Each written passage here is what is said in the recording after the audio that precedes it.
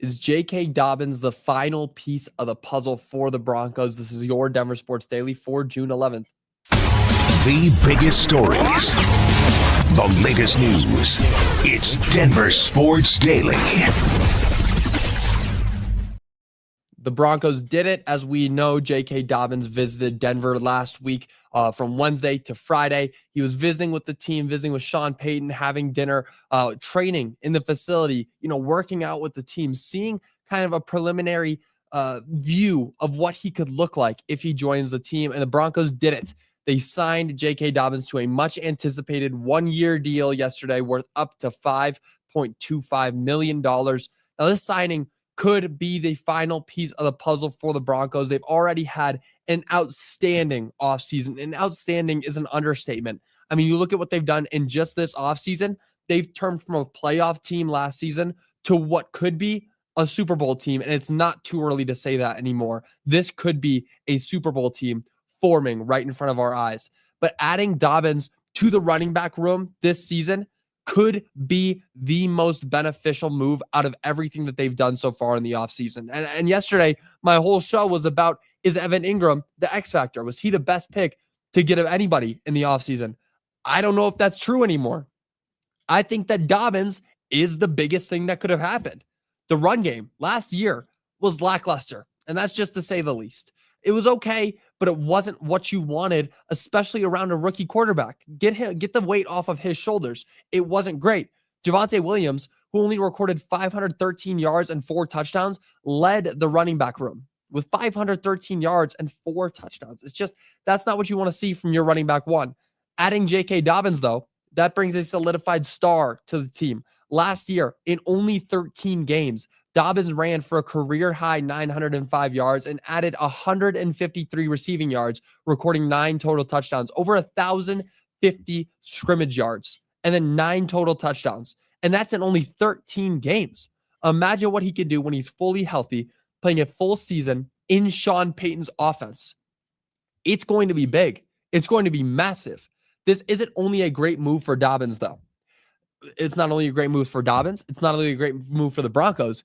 This is a great chance for RJ Harvey to sit behind a seasoned vet. And if you've watched my show, if you listen to me, you know that I'm not very high on RJ Harvey.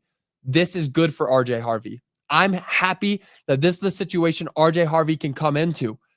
Sit behind JK, learn from him a little bit. You don't need to be the running back one. It wasn't smart to have a rookie who was drafted in the second round like RJ Harvey, who's, smaller, not as, big, to get out there and take the majority of the reps for this running room. It just wasn't the best idea. So getting somebody like J.K. Dobbins is great for the team overall, but it's great for RJ Harvey. Let him get some snaps when he can. Don't make him take on the entire load of the offense.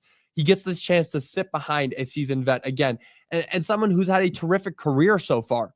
One concern, though, about his career that may come up is Dobbins' proneness to injury. His resume is long, and that's just to say the least.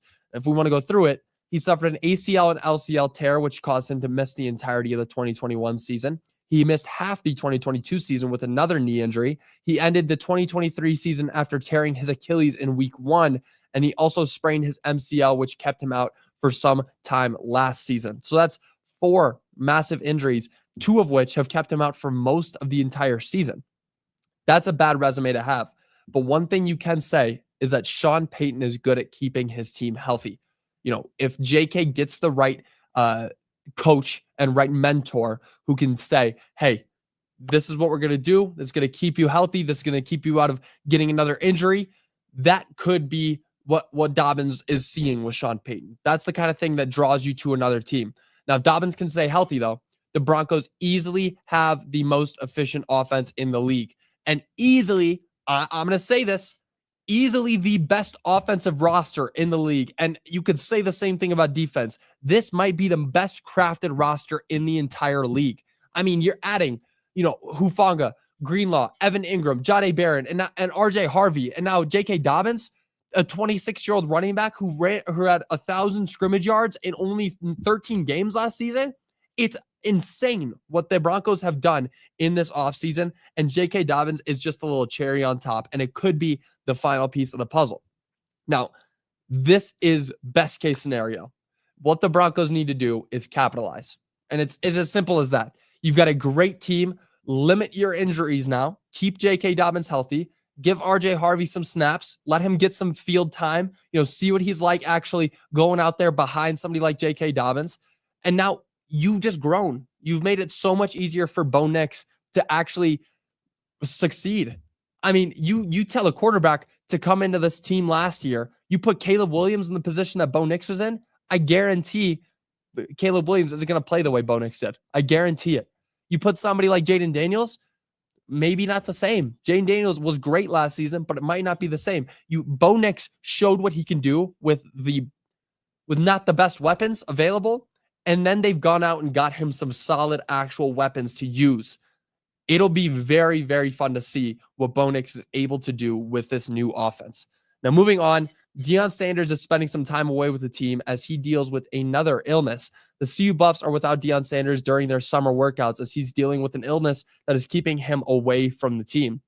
Now, Sanders has dealt with several injuries and illnesses that have kept him away from the team in prior years, including blood clots that forced him to undergo surgery, removing two toes back in 2022. If you remember, he was using that scooter thing to push him around a little bit because he had to have that surgery, removing a couple toes. Now, Sanders was supposed to attend and speak at the FSCDR Foundation event on Sunday, but he had to reschedule. His absence will keep him away from the annual Colorado Football Youth Program as well for the first time in 2 years. So this is obviously a bad time to be dealing with something like this. Now, Sanders has again been dealing with these issues for a long time, and it's sad that he continues to battle these tough situations, but he's seemingly remaining positive. He posted a message on Instagram with the caption, quote, "Thankful for the little things that we sometimes take for granted," end quote. And that's one thing about Deion Sanders. And you know this. He's going to remain positive. He's going to go out there and give a hopeful message, say that he's doing all right, keep everybody happy, say, he's doing good. And his son seemed to follow in the same thing. Deion Sanders Jr. commented on his father's situation, saying that he's, quote, "feeling well," but he wasn't clear on the details of Coach Prime's health. Now, obviously, the most important thing for the team is Deion's health. And from a football standpoint, he needs to be at 100%, just like the team, if he wants to lead this rebuilding Buffs team back to a bowl game, because that's what they are. They're rebuilding. They lost two of the best players in college football, arguably.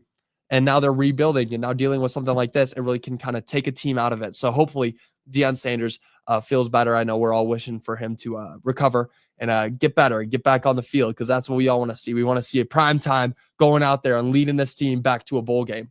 Now, that'll do it for your Denver Sports Daily. I will be back with you guys again tomorrow. It'll be a special show tomorrow.